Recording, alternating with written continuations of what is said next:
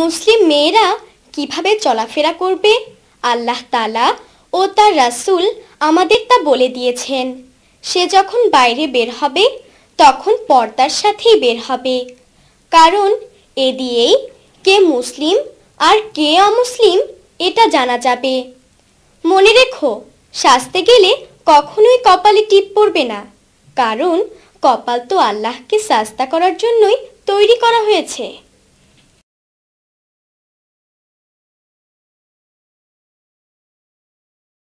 এই কপালে টিপ পড়ো না আর, কপাল শুধু সিজদা করে আল্লাহ তাআলার। এই কপালে টিপ পড়ো না আর, কপাল শুধু সিজদা করে আল্লাহ তাআলার। খালি মাথা খোলা চুলে বাইরে যেও না, হিজাব পরে বাইরে যেতে লজ্জা পেও না। খালি মাথা খোলা চুলে বাইরে যেও না, হিজাব পরে বাইরে যেতে লজ্জা পেও না। আজ থেকে নয় করব পরে বলবে না আবার, কপাল শুধু সিজদা করে আল্লাহ তাআলার। এই কপালে টিপ পড়ো না আর, কপাল শুধু সিজদা করে আল্লাহ তাআলার। এই কপালে টিপ পড়ো না আর, কপাল শুধু সিজদা করে আল্লাহ তাআলার।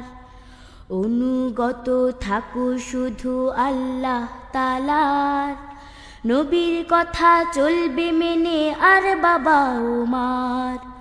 অনুগত থাকো শুধু আল্লাহ তাআলার, নবীর কথা চলবে মেনে আর বাবা ও মার। হিজাব নিজেই দেয় পরিচয় তুমি মুসলমান, হিজাব তোমার লক্ষ গুণে বাড়াবে সম্মান। হিজাব নিজেই দেয় পরিচয় তুমি মুসলমান, হিজাব তোমার লক্ষ গুণে বাড়াবে সম্মান।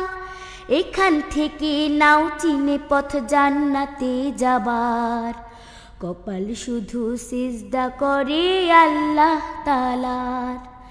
এই কপালে টিপ পড়ো না আর, কপাল শুধু সিজদা করে আল্লাহ তাআলার। এই কপালে টিপ পড়ো না আর, কপাল শুধু সিজদা করে আল্লাহ তাআলার। কপাল শুধু সিজদা করে আল্লাহ তাআলার। কপাল শুধু সিজদা করে আল্লাহ তাআলার।